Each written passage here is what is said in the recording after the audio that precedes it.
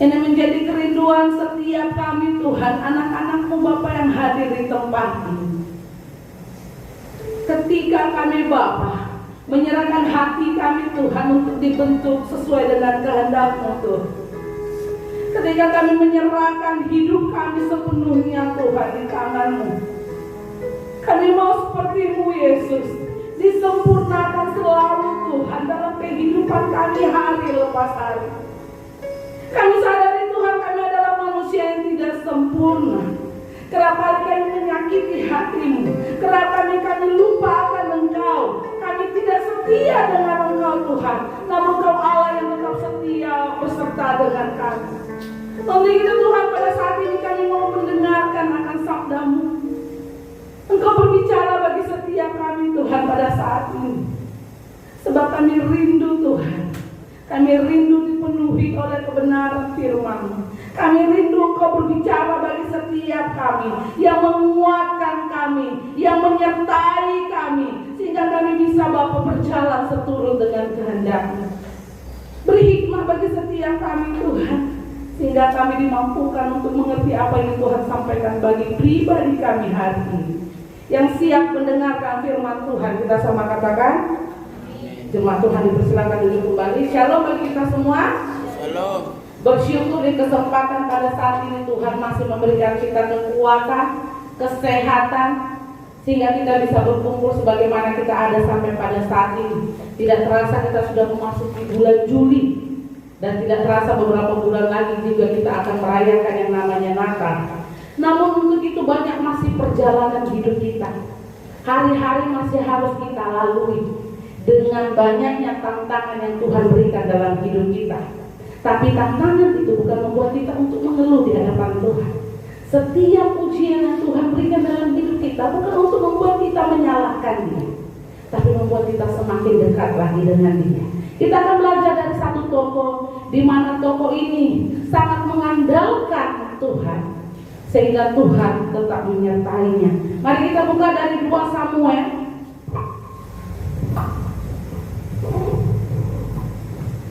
2 Samuel pasalnya yang ke-5.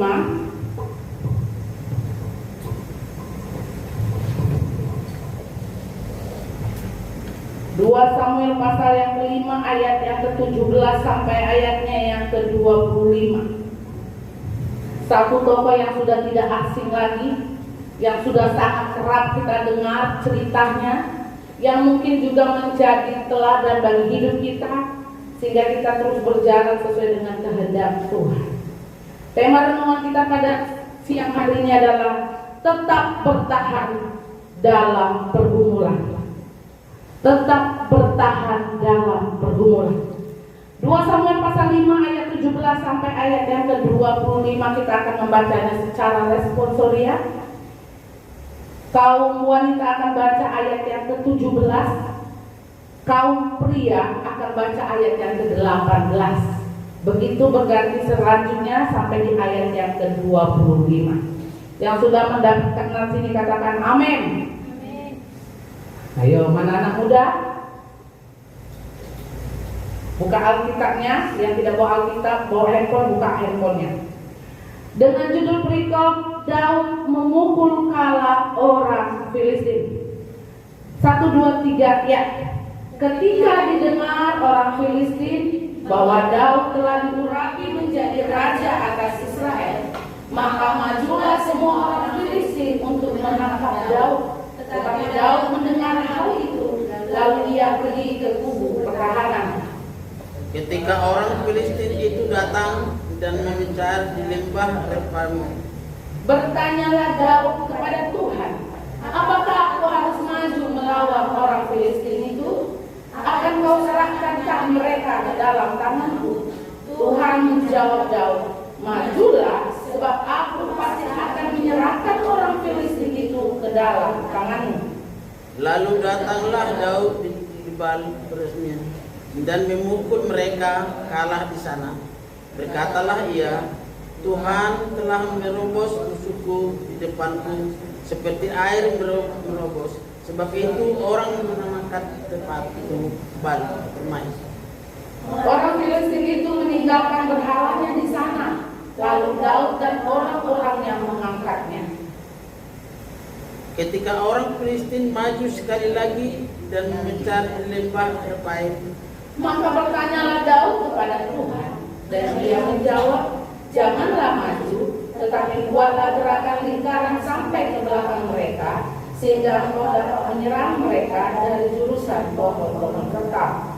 Dan bila engkau mendengar bunyi derap langkah di puncak pohon-pohon kertau itu, maka haruslah engkau bertindak cepat, sebab pada waktu itu Tuhan telah berang di depanmu untuk memukul kalah tentara orang Filistin. Dan Daud berbuat demikian seperti yang diperintahkan Tuhan kepadanya. Maka ia memukul kalah orang Filistin mulai dari Geba sampai dekat Gezer. Diberkati kita yang sudah membaca kebenaran firman Tuhan, terlebih lagi yang melakukannya dalam kehidupan kita hari lepas hari. Tetap bertahan dalam pergumulan. Ketika kita tahu kita menjadi manusia yang diciptakan oleh Tuhan, ketika dalam kejadian manusia telah jatuh dalam dosa, maka disinilah manusia mulai merasakan yang namanya pergumulan. Adam dan Hawa sudah merasakan bagaimana akibat dosa yang mereka lakukan, sehingga mereka harus keluar dari zona aman, zona nyenyak, zona yang menyenangkan di Taman Eden. Mereka harus menerima hukuman atas apa yang mereka lakukan, sehingga sampai pada saat ini kita juga merasakan yang namanya pergumulan.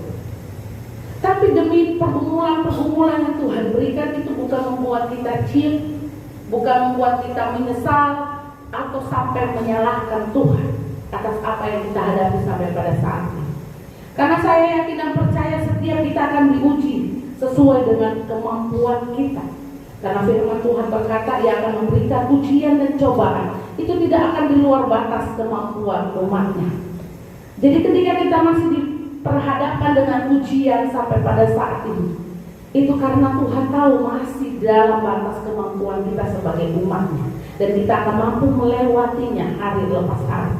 Sama halnya seperti tokoh yang kita baca pada saat ini, Daud di sini dikatakan bahwa ia diurapi menjadi raja. Raja adalah seorang pemimpin atas sebuah negeri. Kalau di kita ini adalah presiden. Nah, tetapi orang yang paling tinggi sekalipun tidak akan lepas dengan yang namanya pergumulan. Orang yang memiliki jabatan yang paling tinggi pun tidak akan lepas dengan namanya ujian. Karena dengan jelas di ayat ke-17, ketika didengar orang Filistin bahwa Daud telah diurapi menjadi raja atas Israel, maka majulah semua orang Filistin untuk menangkap Daud. Ini menjadi ujian yang dihadapi oleh Daud yang pada waktu itu sudah diurapi menjadi raja. Dia adalah orang yang paling tinggi kedudukannya, dia adalah orang yang paling tinggi jabatannya, bahkan dia akan dikelilingi banyak orang, panglima perangnya atau orang-orang yang menjaga di sekitarnya dengan ketat.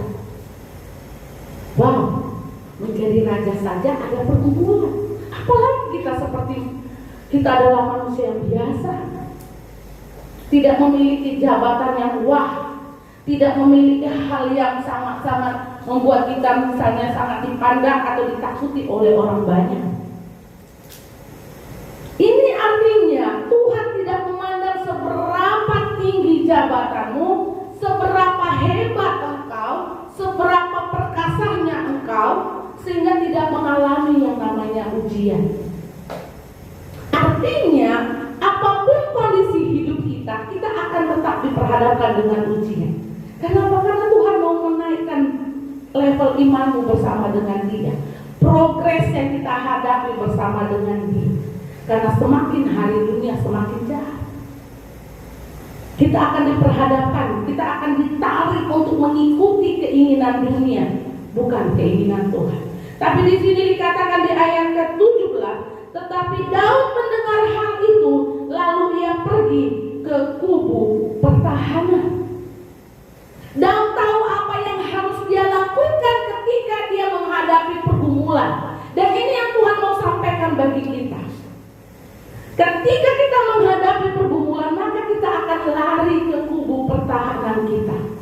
Kepada siapa? Kepada Dia, Sang Pencipta kita. Kepada Yesus yang memberi kekuatan. Karena di ayat yang ke-19 dikatakan, bertanyalah Daud kepada Tuhan.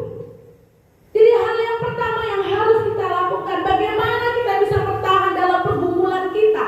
Bagaimana kita bisa bertahan dalam tantangan hidup yang Tuhan berikan dalam hidupmu. Yang pertama adalah kita senantiasa bertanya kepada Tuhan. Bertanya kepada Tuhan. Dengan jelas 19a berkata, bertanyalah Daud kepada Tuhan. Padahal notabene Daud itu sudah menjadi raja di situ. Sudah diurapi menjadi raja. Otomatis harusnya dia bisa memiliki kekuatan lebih. Karena apa? Karena dia raja dikelilingi oleh orang-orang yang akan mengawal dia. Dia tidak bertanya kepada pengawalnya, dia tidak bertanya kepada orang-orang yang menjaga dia, dia tidak bertanya kepada orang-orang hebat yang mengelilingi dia. Tapi ketika dia tahu dia mengalami pergumulan yang itu akan ditangkap oleh orang-orang Filistin yang tidak suka bahwa dia diurapi menjadi raja, dia bertanya kepada Tuhan. Dan ini yang Tuhan mau dilakukan oleh umat-umat Tuhan, anak-anak yang dikasihinya. Apapun itu pergumulan yang kita hadapi, bertanyalah kepada Tuhan. Jangan kita bertanya dengan ego kita, bertanya dengan kemampuan kita, kita bertanya dengan kehebatan kita bertanya dengan apa yang kita miliki saat ini. Tidak, tapi bertanyalah kepada Tuhan. Apa yang ditanya Daud di sini? Apakah aku harus maju melawan orang Filistin itu? Itu yang pertama ditanya. Tuhan, maju gak aku? Dia sudah tahu orang Filistin mau menangkap dia. Dia tidak tahu apa yang harus dilakukannya. Tapi yang pertama menjadi respon utamanya Daud adalah dia lari ke kubu pertahanannya, yaitu Tuhan. Dia bertanya kepada Tuhan, maju gak aku Tuhan? Lalu pertanyaan kedua ketika sudah bertanya yang pertama, akan kau serahkankah mereka ke dalam tanganku? Ini menjadi pergumulan Daud pada waktu itu. Dia bukan hanya mendengar, dia sudah tahu orang Filistin akan menangkap dia. Sudah di depan mata. Ketika kita menjadi manusia biasa, kita diperhadapkan dengan pergumulan ini, pasti rasa takut itu muncul. Aduh gimana ini ya? Aduh gimana? Kita akan menjadi gelisah dengan pergumulan tersebut. Atau mungkin membuat kita tidak bisa berpikir apa yang harus kita lakukan di tengah-tengah pergumulan itu. Tapi Daud mengajari kita, larilah ke kubu pertahanan. Datanglah kepada Tuhan. Tanyakan kepada Dia apa yang harus kita lakukan. Majukah aku Tuhan, dikatakan di sini. Akan kau serahkankah mereka ke dalam tanganku? Ini juga menjadi pertanyaan dalam kehidupan kita ketika kita diperhadapkan dengan pergumulan. Apa yang harus aku lakukan Tuhan? Bagaimana aku harus menghadapi hal ini? Itu yang kita tanyakan kepada Tuhan. Bukan berarti ketika kita bertanya hal ini kita mengeluh di hadapan Tuhan, bukan. Tapi kita bertanya kepada Tuhan ketika kita bingung, ketika kita mulai merasa gelisah dengan pergumulan yang Tuhan berikan. Dan Tuhan memberikan 3 jawaban doa. Langsung dijawab ya, atau kita tidak dijawab tidak, karena mungkin belum saatnya Tuhan menjawab doa itu, atau kita disuruh menunggu karena Tuhan tahu waktu yang tepat Tuhan akan jawab setiap pergumulan kita. Jadi jawaban doa Tuhan itu berbeda satu dengan yang lain. Jangan lantas ketika kita belum menjawab doa Tuhan, kita berpikir bahwa Tuhan tidak sayang dengan kita, Tuhan tidak mengindahkan kita, Tuhan tidak mendengar kita, Tuhan tidak melihat tetesan air mata kita. pergumulan kita. Minta kepekaan kepada Tuhan agar kita bisa dengan jelas mendengar apa yang Tuhan jawab. Apakah kita disuruh menunggu, ataukah Tuhan berkata langsung menjawab ya, atau tidak, karena tidak sesuai dengan apa yang kita butuh. Tapi Daud di sini langsung Tuhan jawab. Tuhan menjawab Daud, majulah, sebab aku pasti akan menyerahkan orang Filistin itu ke dalam tanganmu. Tuhan menjawab langsung. Majukah aku Tuhan, dikatakan Daud di sini. Dan Tuhan bilang, majulah. Akan kau serahkan mereka ke dalam tanganku Tuhan. Dan Tuhan menjawab, akan diserahkan ke dalam tanganmu. Jadi tidak ada hal yang membuat Daud ini menjadi gelisah atau tidak mempercayakan Tuhan, karena dia sudah mendengar jawaban doa Tuhan. Majulah, akan kuserahkan dia ke dalam tanganmu. Kadang-kala Tuhan juga sudah menjawab doa kita, Bapak Ibu sekalian. Kadang-kala Tuhan sudah menjawab doa seruan kita atas pergumulan kita. Tapi karena tidak sesuai dengan keinginan kita, konsep pikiran kita, kemauan kita, atau hal-hal yang sudah kita rencanakan ke depan, sehingga kita berkata bahwa Tuhan tidak menjawab doaku, sehingga kita tidak mau mendengar jawaban Tuhan karena tidak sesuai dengan apa yang kita mau. Tuhan menjawab Daud. Begitu juga dengan pergumulan kita. Ketika Daud dijawab Tuhan langsung, ya maju. Mungkin berbeda dengan pergumulan kita. Mungkin Tuhan mau membuat kita menunggu jawaban doa. Mungkin Tuhan mau melihat kita untuk mengerti bahwa Tuhan tidak menjawab iya pada waktu itu, karena Tuhan tahu waktu yang terbaik bagi kita. Atau hal yang kita inginkan itu tidak sesuai dengan kebutuhan kita. Diperlukan kepekaan akan jawaban doa kita, sehingga menguatkan kita hari lepas hari. Namun apakah pergumulan Daud selesai sampai di situ? Ketika Daud bergumul dan Tuhan menjawab ya dan selesai? Tidak. Di ayat yang ke-22 dikatakan, ketika orang Filistin maju sekali lagi dan memencar di lembah Refaim, maju lagi. Berarti ada hal lagi, ada pergumulan lagi setelah Tuhan berikan pergumulan yang pertama. Begitu juga dalam kehidupan kita, Bapak Ibu saudara-saudari yang terkasih dalam Tuhan. Ketika kita diperhadapkan dengan pergumulan satu, kita berhasil melaluinya, maka Tuhan akan berikan pergumulan yang kedua, dan bobotnya akan jauh lebih besar dari pergumulan yang pertama. Karena apa? Karena kita sudah melewati bobot yang pertama. Ketika bobot yang pertama cuma 50 kilo, kita bisa melewatinya. Tuhan akan berikan 70 kilo, 80 kilo. Dan semakin hari pergumulan semakin akan bertambah bebannya. Karena itulah yang akan membuat kita belajar dan belajar untuk mengatasi kehidupan kita. Sehingga kita semakin dewasa di dalam Tuhan. Kita semakin bisa mengerti rencana Tuhan dalam hidup kita. Jadi jangan kita lantas mengeluh, Tuhan, pergumulan ini saja belum selesai aku hadapi, kenapa pergumulan yang kedua? Tuhan, baru saja aku menyelesaikan pergumulan ini, kenapa Tuhan kasih lagi yang ini? Tuhan, kenapa harus seperti ini lagi? Kadang-kala itu Tuhan berikan beruntun karena Tuhan sayang dalam hidup kita. Karena kalau kita tidak diperhadapkan dengan pergumulan, kadang-kala manusia akan melupakan Dia. Kalau kita berada dalam zona nyaman terus, kita akan melupakan Tuhan. Kita akan berpikir bahwa apa yang kita lakukan sampai saat ini itu karena kekuatan kita, bukan karena Dia.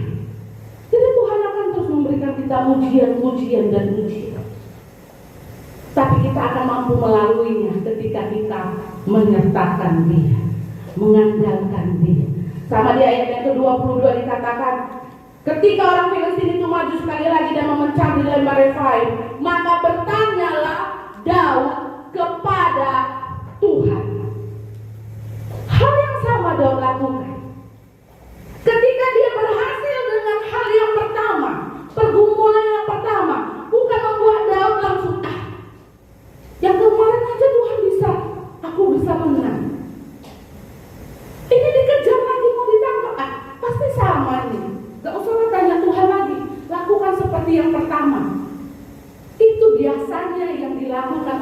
manusia. Kemarin ada caranya seperti ini bisa menang kok. Lakukan lagi seperti ini. Begitu juga dengan bermain game kan. Ketika sama pasti caranya seperti ini dan seperti ini. Tapi kita lupa, belum tentu sama. Kita belajar dari Daud. Dikatakan dengan 23, maka bertanyalah Daud kepada Tuhan. Jadi hal yang kedua, bagaimana kita bisa bertahan dalam pergumulan yang kita hadapi adalah senantiasa mengandalkan Tuhan. Bukan mengandalkan kekuatan kita, bukan mengandalkan bapak mama kita, bukan mengandalkan rekan-rekan kita yang lebih wah, tapi andalkan hidupmu di hadapan Tuhan.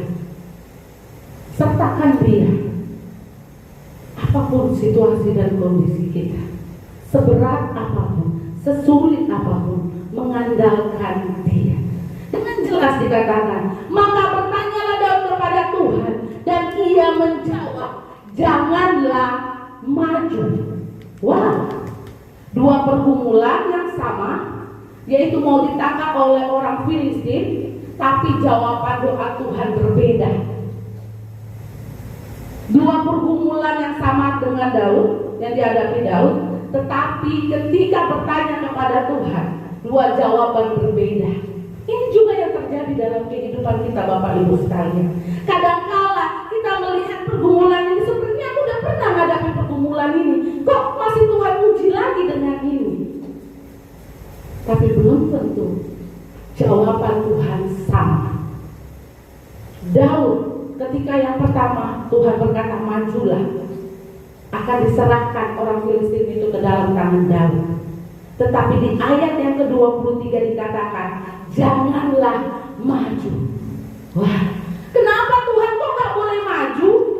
Mereka datang lagi mau menangkap Daud, tapi kok jangan maju? Jadi dia harus menyerahkan diri kan dengan mereka, harus pasrahkan ditangkap dengan mereka? Tidak. Ketika Tuhan berkata janganlah maju, tetapi buatlah gerakan lingkaran sampai ke belakang mereka, sehingga engkau dapat menyerang mereka. Ada strategi yang Tuhan berikan kepada Daud. Ada hal-hal yang harus dilakukan Daud ketika Tuhan berkata janganlah maju. Artinya Tuhan bukan membuat Daud menyerahkan diri dengan sia-sia ketika jangan maju. Tapi ada strategi. Daud harus seperti ini. Nah, strateginya apa? Buatlah lingkaran, gerakan lingkaran sampai ke belakang mereka dikatakan. Strateginya sehingga bisa menyerang mereka, mengelilingi mereka. Bukan maju seperti pergumulan yang pertama. Kadang-kadang strategi yang Tuhan berikan pun dalam kehidupan kita berbeda. Ketika Tuhan berkata tidak, tapi ada hal yang harus kita lakukan ketika Tuhan berkata tidak atas jawaban doa kita. Mungkin kita harus lebih lagi mengasihi Tuhan, atau mungkin kita harus lebih lagi mengandalkan Tuhan, atau mungkin kita lebih lagi menyerahkan hidup kita di hadapan Tuhan. Banyak hal yang Tuhan inginkan dalam hidup kita. Tapi Tuhan berkata di sini, ketika kita mengalami pergumulan, andalkanlah Dia. Strategi yang Tuhan berikan itu, ketika kita diberikan kepekaan untuk mendengar strategi yang Tuhan berikan, maka kita dimampukan untuk melaluinya dengan strategi yang Tuhan berikan. Dan hal yang ketiga, bagaimana cara kita bertahan dalam pergumulan kita? Hal yang ketiga di ayat yang ke-25. Dan Daud berbuat demikian seperti yang diperintahkan Tuhan kepadanya. Hal yang ketiga, Tuhan mau ketika kita mau bertahan dalam pergumulan, taatlah akan perintah Tuhan. Amin. Amin.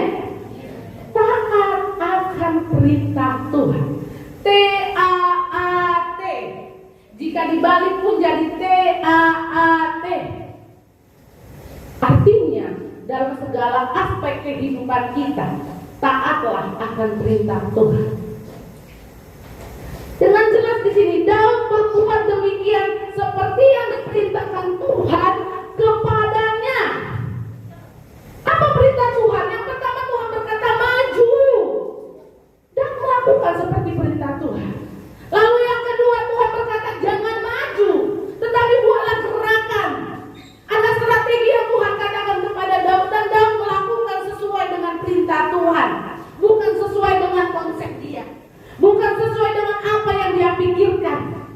ada sebagai raja.